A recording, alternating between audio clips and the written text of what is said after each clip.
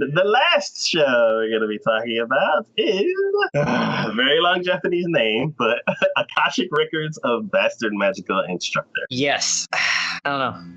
I have mixed feelings on this one. I didn't like it at first. I thought, from the trailer, I thought it was going to be dumb. And then I started watching it, and I'm like, oh, man. See, it's not. It's not. I don't know. I think, to me, the only reason I have mixed feelings on it is because of the ending. That was the only reason I have mixed feelings on it. Mm-hmm. I think that kind of, like, everything else, it had its own pace. Like, it had a really good pace, really good rhythm. We were moving along here. We got to, like, the last 2 episodes. Mm-hmm. And all of a sudden, it was just like, phew. And I'm like, what just happened?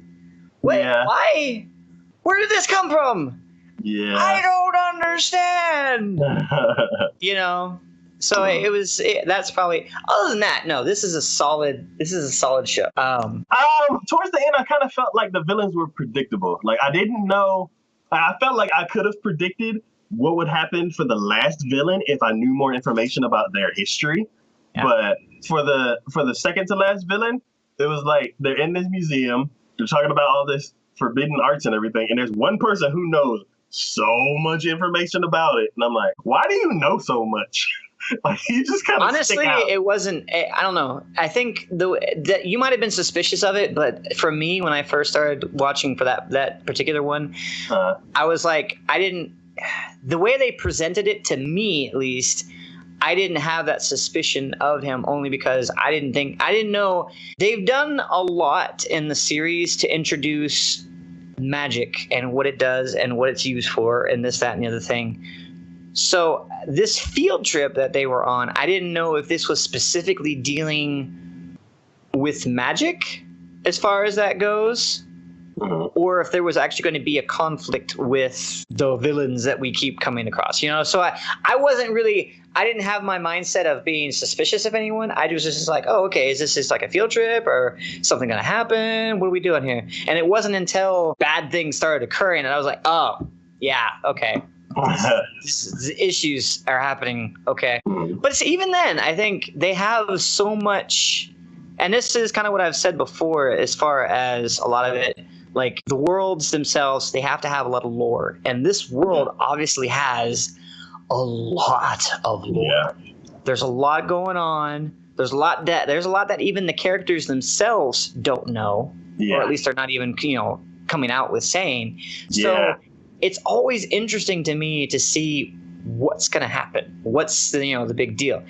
Like I said, for me, the only thing that was a problem was the ending. It seemed like the last 2 episodes, they just bulldozed their way through and went even faster than their previous ones as far as like how the pacing was going. So I was like, okay, come on, are we just wrapping this up? Are you like, oh my god, we need to get this done and we have so much left, let's just throw it all in there and go. Yeah, I felt like they needed to find a bookmark, and they kind of just, they're like, okay, this would be a good start like ending point for the first core, so let's like just take this and that. We won't explain a lot. We'll give you just enough information so you can know who these people are. But if this was like in the middle of the series, then you would have had a flashback and you would have known like who these people are or something. Yeah. But yeah. Other than that, no, I love everything about it. I mean, magic in it is freaking awesome. And I like the fact that was one of the things I've always heard about people with dealing with magic. Like even as far back as like Harry Potter and all their other stuff, they're like, oh, if they didn't have their wands and they can't perform magic, then they're useless. They can't do anything. And here you have a teacher instructor who's like, screw the magic. You don't need the magic. I'll just beat the ever living crap out of them. I'll make it so they can't use their magic. I'm like, yeah, that's my guy right there. You're like, yeah, I could do that with magic, but you know what? I'm just gonna punch you in the face. Yeah. So I mean, it's well thought out. It's the characters are they're not the greatest in the world, but they're still pretty good. I enjoy the characters. Obviously, there in certain instances, I think there needs to be a little bit more development, and they're not like So like overall, I would give like the show itself like 90. I would give it a grade of like a 90. Like the character development was probably the one thing that brought it down. The overall lore and story of the world they live in is amazing. That gets top marks for me. And like the conflicts and the people that are involved, I think, are great. Like I'm always interested to see, what new development we're coming up with here. What's going to happen here? What, so it's like, and other than that last part, I think the pacing did great. Yeah. So that's it for me on that one. So. Okay. There are a few characters that I kind of wish I knew more about already because they were really cool and I know nothing about them. There was also something that they kept alluding to, and I don't know the connection for that. Like the basically the red versions and the blue versions of a certain character, and then like the I guess the mentor of the guy, like that girl, that blonde girl. Was I wish I knew. You really do want to know more about her. I would agree with that. that. Yeah, especially because like she was there every now and then, and like in certain situations she couldn't do anything, which kind of feel like they wasted her power because they like showed how strong she was earlier in the series. Yeah. So I kind of like felt disappointed in how they used her in the show. And then at the end of the series she's like, oh yeah, I'm gonna go somewhere else, and I'm like, no. Are we gonna go with you? Because I want to know more about you. Like, yeah, I want to know more about what you're doing. Yeah, so they might. I mean, they might split the if they do another season of this, which I kind of hope they do. They might split the attention between the two, as long as what she is doing is related in some regards to the other characters. Yeah. And then, I guess, yeah. And then, like me, always, I said islands in the sky. I'm like, ooh, I'm gonna watch it. So there's like this floating island that they keep showing. And they're like, oh yeah, the island up there. And that's it. And I'm like, and nobody's ever gone to or done it. I'm like, somebody. And I'm looking at it going, okay, you guys have magic. How is it nobody has investigated those ruins? Yeah. How is it that no one can think of a way to get up there to investigate those ruins, or why those ruins are up there in the first place? Yeah, surely somebody has records about what happened to cause that particular landmass to be able to rise up into the air and float there the entire time. Yeah, come on. All you have to do is like say there's some kind of super complicated barrier and nobody's figured it out. And I'm like, okay, yeah. Instead of being like, yeah. Instead of being like, oh yeah. Instead of everyone just keeps looking at it going, yeah, it's there. And you have like the cat girl going, I really want to get up there and investigate it. And then all of us are sitting here going, why don't you? What's stopping you? Your friends, your living roommates with the princess, ask the mother for some funds to be able to make it up there for some reason, somehow. Promise her something for it. And have yourself a merry freaking day, do something. Yeah. No, I agree. There are a few continuity little things that involve with that. And yes, the characters do need to be further developed than what they have them already. Mm-hmm. I do like how they did. I will say the development for the guy is great. Yeah. That's awesome. Mm-hmm. I think that needs to be carried out through the rest of it. And once they do, this would be a stellar show. Yeah. So, I'd say one little small thing about like him disappearing. Like, there was a whole situation where he left like the royal guard, and then he just disappeared. Like nobody knew where he was. And then toward the last episode, like he just disappeared, and then like came back a couple days later to like show up at the perfect time.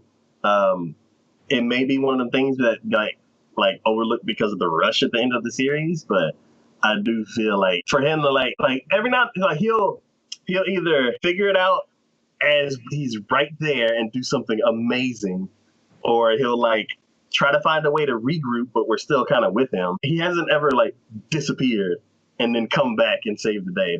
That part seemed kind of like not. Yeah, it did seem a little weird. Yeah. So yeah, and I mean when he walked away after getting the pummeling he was supposed to, and then was supposed to come back, and they said, oh, he never showed back up. I'm like, that seems odd. He's the type of person who would regroup. He had the entire evening and night, and then into the next morning to figure out what it was he was going to do to beat this guy. Yeah. And then he still couldn't do it. And he was still back at his place, just sitting there going, how am I going to do this? How am I going to do this? How am I going to do this? It's like, come on now. Yeah, and even Rumiak had this, like, showed up and was like, he's still trying to marry her, right? And he's like, oh, yeah, I'll be there. I'm like, I'll figure that. What were you doing this whole time? I'm like, yeah, I'll figure that out. Don't you worry. Don't you worry about blank. Let me worry about blank. Yeah, so that was one thing about the guy's character that kind of didn't jive with me. I'm like, he's disappeared before. But again, that's a small thing, like you said. And it kind of seems kind of related to what I had the issue with as far as like the last couple of episodes just seemed like they rushed through it without having a whole lot of forethought. So that's potentially what might have happened. They're like, oh, we got to throw this all together last second. Well, he's supposed to be able to come and save the day. I don't know. Have him leave and just never come back, and then all of a sudden show up at the last second because he's the hero, and that's what happens. Yeah. I don't know. Yeah. But either way. Yeah, I'm trying to think like what I kind of want to predict like season 2. Like, they haven't explained the Akashic records. A bunch of people keep saying it. Did they explain like exactly what it is? Like book, like no. Yeah. So they never did. A bunch of people know about that, and they haven't explained that. So I'm curious about that. But the way they keep referencing it, I'm thinking something bad. Regardless, it's bad. Yeah. And then like, that girl, the evil girl that like, she put the poison necklace around the princess. Like she. Oh yeah. She is a cool villain. If Recreators wasn't in this series, in this season, she would be the best villain I've seen this series. Yeah. But the witch beats her out hands down. Yeah. There's no denying that. None whatsoever. Yeah. So, but yeah, it's one of like, because somebody's in like in charge above her, and she didn't like attack really. She kind of like set up stuff and then like snuck away. Yeah. So I kind of want to see her attack. Like maybe she's not strong enough to attack, and that's why she uses the sneaky stuff. Like I don't know. She had that battle with that one dude though. You didn't really see much of it though, because they kept cutting him back to. You just realized he was being delayed by her to be able to get back to. That's what ended up happening with that. So. Yeah. Still, I think the back and forth, like that dynamic that they had with that one dude and her when they were going back and forth near the beach in the forest or whatever, I liked that. Like that was a cool little dynamic that they were having, because they were all being like nonchalant, a little bit casual about it, but you knew they were about to like do battle with one another kind of thing. And oh yeah, I like that. Like those situations always, like when they go that kind of funny little twist on that, I always enjoy that for some reason. Okay. So. One thing that I like about her is like her exit. It's kind of like a ninja where they throw the smoke bomb. So she was like, she just threw an explosion. It was like, boom. And she like slowly like leaves. Like, yeah. How often does she do that? I bet people hate when she comes to visit. She's like, guys, I gotta go. Boom. I think you used a little too much. Yeah, that was one thing that made me crack up in this show. Trying to think, like the what's the name needs to quit getting captured. Oh, the princess. Yeah, it's like every 3 or 4 episodes she gets captured. So that just shows the writers having a lack of imagination as far as what they could do with and to cause conflict. Honestly. Yeah, because I'm like, the next time they capture her, they need to explain why people keep capturing her. Is it? I'm pretty sure it has to do with the Akashic records or anything. But it's like capture her and actually execute something. Like don't hang her from the ceiling and then she got saved again. We'll have to catch her in like 3 more episodes. I'm like, yeah, it's done. I've already seen that like 3 times. So, yeah. Well, at least the reasons why they're capturing her are varied. Yeah. Like the reasons why are different depending upon what they're doing. And the fact that they keep capturing her is an annoyance in itself. So one thing that I didn't like was, so they had her captured, and like there's this glass display with like what they're trying to get from her. And then there was the one dude who was like manipulating his sister and all that kind of stuff. And then what's his name showed up and started like shooting the glass panel, and he's like, no! And then it disabled and everything. And then he started fighting him. And then something changed. And then all of a sudden he brought out 3 more girls. I'm like, why don't you just have them? Like, you already had a better. Well, I guess what's the name is stronger than this. I don't know. It's like it was. He was saying though. It sounded like to me the way he was describing that is the fact that he needed her to be able to activate them. And it wasn't until he bought, like the other one bought enough time for him to be able to do that, then he had the actual better versions, is what he said. Okay. Because for him to be like, no, don't shoot my glass display. Oh, you shot it and bring out a better weapon. I'm like, that was kind of weird. Maybe I missed the activation part, but I don't know. It was just, I was like, why didn't you do that first? So, but yeah. I'm hoping to see something really cool in the next series. Yeah. Like, well, see, here's the thing. This was the genius of what they did with this. Okay, they took characters that we essentially, just like they did with season 1, they left season 2 right at that cliffhanger where they introduced a big thing.